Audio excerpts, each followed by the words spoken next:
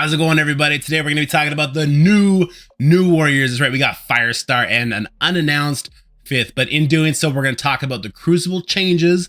Be a little bit of salt there. I'm sorry. It's just how I feel about it. And then we'll talk about the new Warriors and how their kits are going to work in Crucible. And there's going to be a lot of sugar for you there because I love the new Warrior team. I do. I can't help it. So we're going to talk about that. Talk about how this matchup that they're kind of mapping it out for us, how that can unfold. And I'll show you a quick example of me using the the new Warriors. I didn't even realize the buffs went live yet, and because they just kind of did it over the patch, right? And I used them against Rebirth, and it was over like that. So I'll have that floating around in there at some point too. I hope you enjoy the video.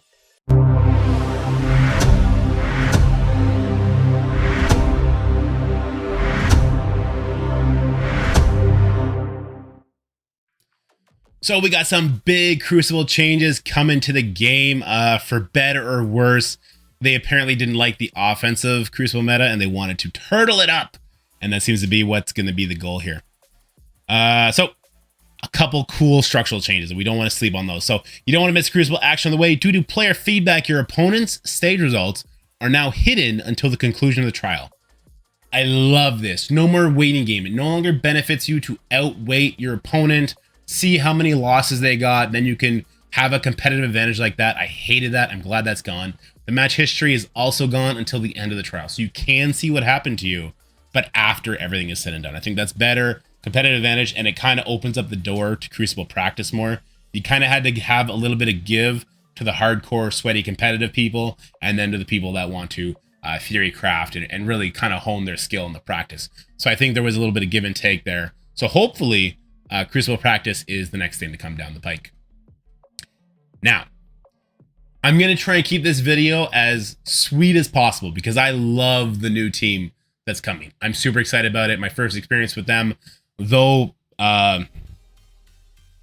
petty, I guess, was really fun. So I'm excited for this team. But we have left a little bit of salt, right? This is a Marvel Strike Force video. We got to get the salt out of the way. Global rules, they had to literally spell it out for us this time. Darkhold characters have minus 10% max health, focus, resistance, and damage. They did not like us using Darkhold against Wakanda, and they want you to stop that. You do not get to use Darkhold against Wakanda. You have to buy Masters of Evil, you have to buy Kang, and you have to use them on Wakanda.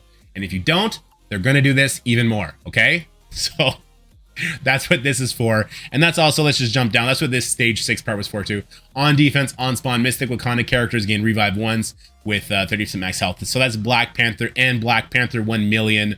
Those are the two people that Darkhold rather has to kill before they use their ultimate and their special respectively.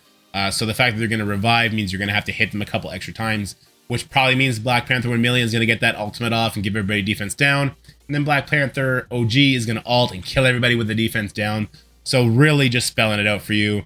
Don't use Darkhold on them anymore. They want you to use Masters of Evil. And your Kang better be big enough to permanently kill him with their ultimate, or maybe Black Panther OG is going to pop up, ult all your Ultron bots, and you will lose anyway. So wail out on Kang, you plebs. I swear we're almost done with the salt, guys. I'm really excited about the new Warrior team, okay? Just bear with me for just this last room change. Because this is just Wakanda Room 2.0, so creepy and spiders. On defense, Tangled Web characters with stealth gain 20% damage. I don't know why this is the second line. This should be the first line. Eternal characters count as Tangled Web characters on defense. So everything Tangled Web characters get, Eternals benefit from it as well. The stealth, the damage, the bleeds, everything. Whenever they get hit, Spider Weaver is going to gain speed and energy. It's all bad. This is Wakanda Room 2.0. And honestly, if you put this on defense and I have it on offense, yes, I could beat your team. It is going to be super inefficient because on spawn, if Cersei is an ally, Tangled Web characters gain revive once with 50% max health. Not to mention Eternal characters are going to gain 20% resistant max health. I left out the bleed part, but that's just extra damage, extra suckage.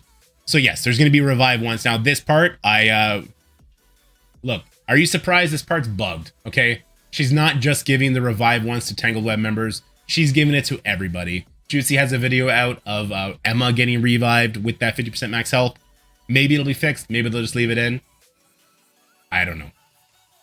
But so if I try and mirror match it, I got to kill your characters twice. Leaves that window for your Weaver to get her charges off a little bit more open. Big problem. Bad time. Bad suckage, right? So, yeah. If you put this on defense, I have it on offense, I'm going to lose out on efficiency because of it. So look for this to be universally used on defense before too long. On defense, on spawn, if Icarus is an ally, Tangled Web characters gain 2 stacks of immunity. I hate this line so much because it directly counters the team that they clearly want us to use against this. Clearly counters it. This was dirty, dirty ball, Scopely.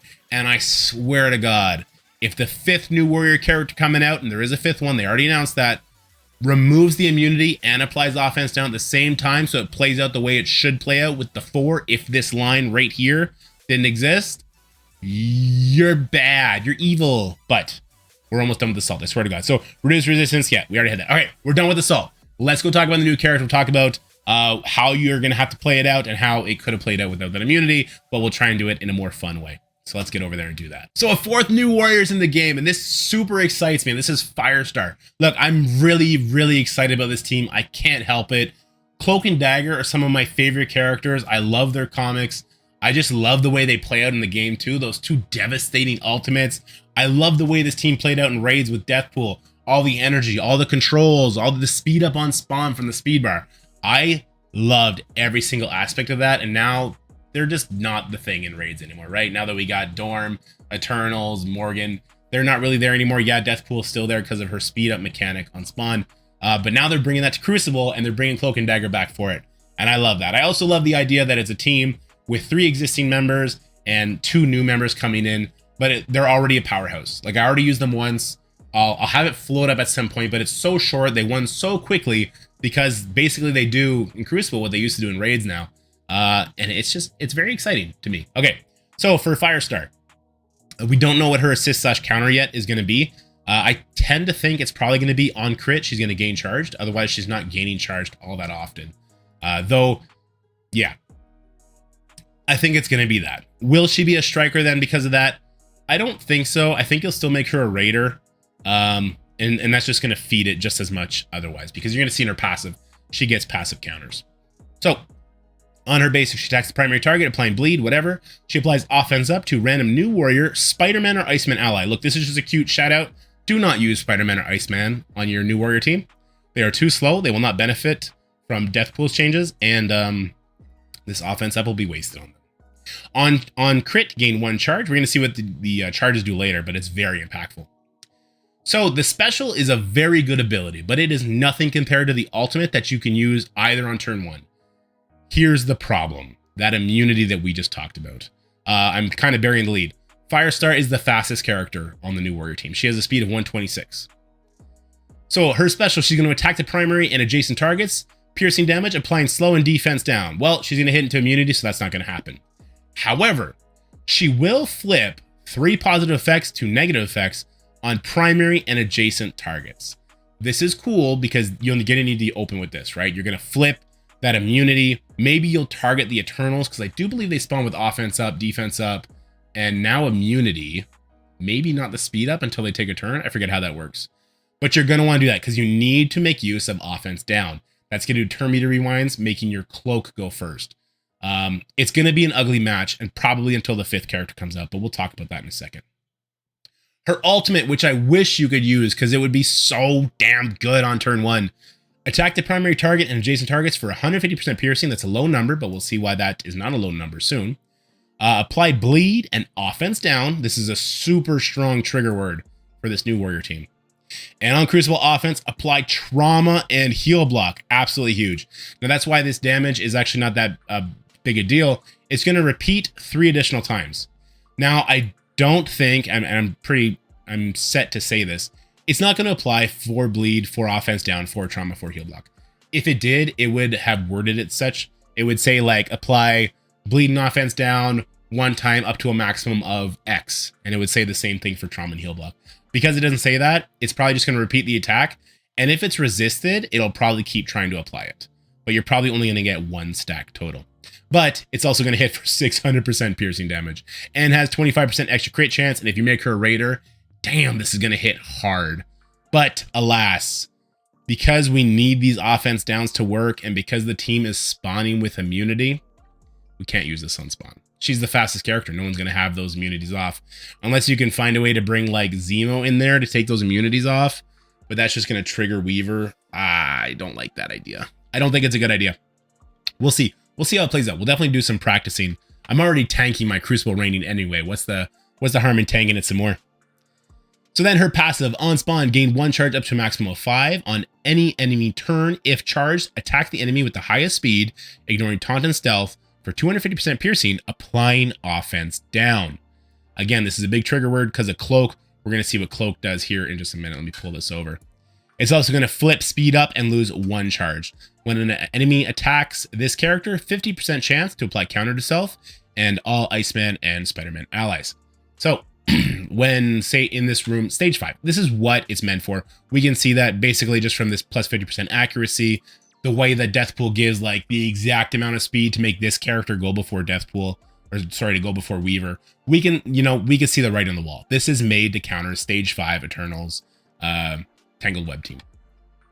So the way this will play out is 29 and will hit her. She has a 50% chance to gain counter. Unfortunately, it's not a 100% chance. And if she then does her counter and it crits, presumably, it's not written here yet, but presumably that'll give her a charged, and then she will then be charged. And then on the next attacker's turn, she will again do a big hit for 250% piercing, applying offense down and flipping speed up and doing all that good stuff. So it's a very impactful thing. We do need to see what that assist/counter looks like. On Crucible offense, she gains 50% accuracy for self and New Warrior allies. The big problem I have with this is it tells me, or at least it hints to me, that the 5th New Warrior character, and they have already announced there will be a 5th one, probably has the missing 50% accuracy to this. We already are going to have to suffer through this room until Firestar comes, and even then, it's only a 50% accuracy boost.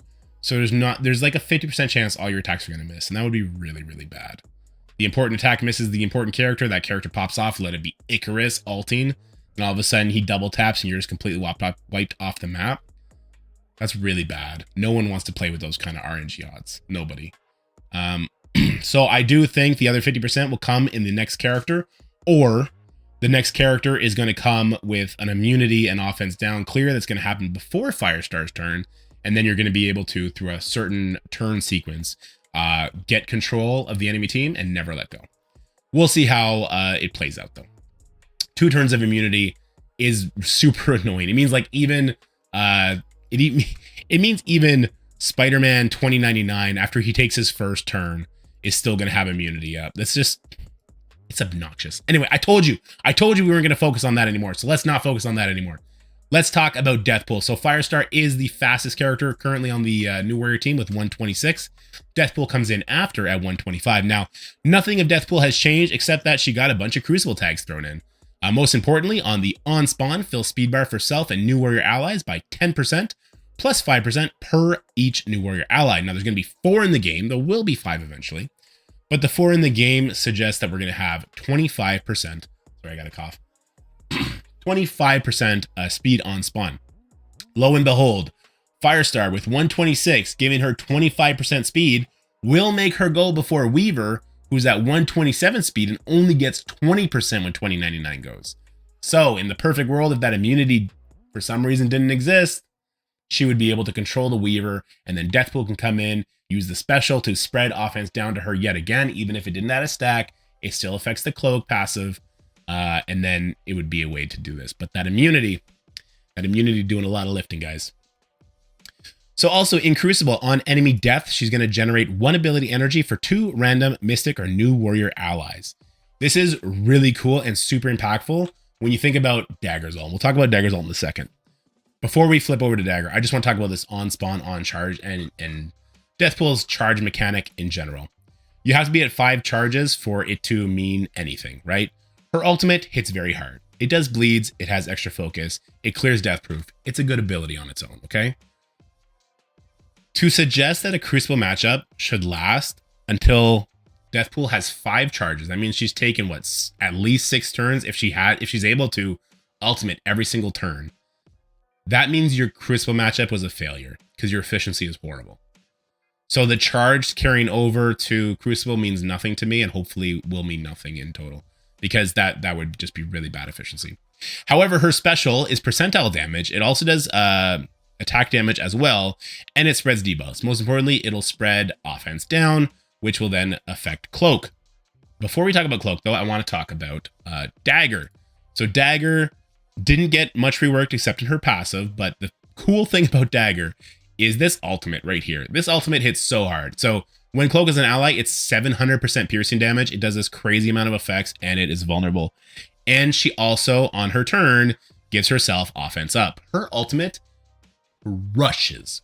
So if we can find a way to use her ultimate turn 1, boy howdy, it's going to be a good time. For us, not for the enemy. And the fact that Deathpool is giving that energy, and possibly she only needs to give 1 to Dagger, and Dagger's gonna pop off, is crazy cool. And with 2099 being as squishy as he is, and being so crucial to the Tangled Web team, it's actually pretty likely that he'll die to all these AoEs if we're able to do it before, I don't know, Icarus demolishes us. So we'll see how that plays out. The only thing that I saw added to Dagger's kit is that the new warrior allies gain 15% damage. Not her. New warrior allies gain 15% damage. So that's going to be your Cloak, your Deathpool, and your Firestar. Now, if we go and look over at Cloak, he pretty much has had the exact same thing done to him as well. So he has a couple other stuff moved over to Crucible, but the one I want to point out first is new warrior allies gain 15% damage. So that's going to be Dagger, Deathpool, and Firestar. So in total, Firestar and Deathpool get 30% increased damage. Dagger and Cloak only get 15% extra damage, but their ults, when they're together, hit so hard, especially if they can somehow be hitting into defense down. And with Firestar flipping buffs, if they flip that on the Eternals, completely possible. The only problem is getting your Cloak and your Dagger to take their turns before Spider Weaver gets those charges out, and then you have a 50% chance that your stuff lands, a 50% chance that it doesn't land. That would be gross, and that'd be ugly, right? So hopefully we don't fall into that. One thing I do want to mention before we get further on into Cloak's kit is the turn order goes Firestar, Deathpool, Cloak, and then Dagger. So the idea that after those 3 turns, you can have a kill so that your Dagger can potentially get that energy is very likely. So hopefully that's how it plays out with all this extra damage flying around. But one of the driving forces in this new Warriors kit is going to be turn meter rewound from this line right here. This when an enemy gains offense down, reduce that speed bar by 15%. So we have offense down coming from the Firestar ultimate. It can come from her special if she's flipping offense down. Now she can flip that on the Eternals in that stage 5 or in other rooms where there's other offense ups, right? It can come from Spider Weaver, because they're original characters. I keep mixing them up. It can come from Deathpool special, spreading offense down. Now, when I say spreading offense down, it doesn't mean that it has to add a stack. If Spider Weaver already has 1 offense down, and I spread to her another offense down, but it doesn't add a stack, it still counts as her getting offense down. It still gives her a turn meter reround, which is pretty good. And then also from Cloak's ultimate, from Dagger's ultimate. So lots of offense down flying around, lots of turn meter rewound flying around too. So that I'm super excited for the new Warriors. Let me know what you guys think in the comment section below. First, the salty stuff. Look, we all like talking about the salty stuff. It's kind of cathartic because it does frustrate us all, right? So let me know how you feel about the Darkhold nerfs, the stage 5 shenanigans where they basically are taking these characters they know we have built. They know we all have a strong Spider Weaver, so they're making us put it on defense. They know we have strong Eternals because they've been used forever, so on defense. And they made Wakanda miserable with those revives, making it even worse for Darkhold, so we have to use Masters of Evil there. Let me know what you think about those 3 salty things, and let me know what you think about the new Warriors. If you're hyped about them, if you're excited to use the Cloak and Dagger ultimates again, if you're ready to throw on the animations for when Cloak and Dagger do their ults. I always thought that was super cool. You know, I give you guys the salt and the sugar. I need some sugar too. So let me know about some positive things in the comment section below, how you're feeling, if you're feeling anything positive. But that's going to be it for this video. I hope you enjoyed it. I hope you learned something, and I'll see you next time. That's it for the video, guys. I hope you enjoyed it. If you did, make sure you like, share, and subscribe. Stay happy, healthy, have fun, and I'll see you in the next one.